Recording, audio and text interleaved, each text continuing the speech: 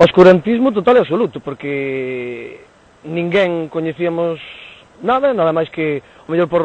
algún recorte de prensa, pero que, bueno, moitas veces non te fías, diste, bueno, hasta que haxa unha confirmación oficial, pois, o mellor non vai para adiante e tal, pero cando nos demos conta, o período de delegacións acabouse, por parte do Concello de Camariñas, deronse por enterados, e o alcalde trouxe unha certificación outro día, despois de que estuvera aquí o secretario xeral, e bueno, e nos enteramos a través de internet, de colectivos como Adega, o PC ou Greenpeace, que foron os únicos que alegaron en contra da implantación aquí na Sandriña.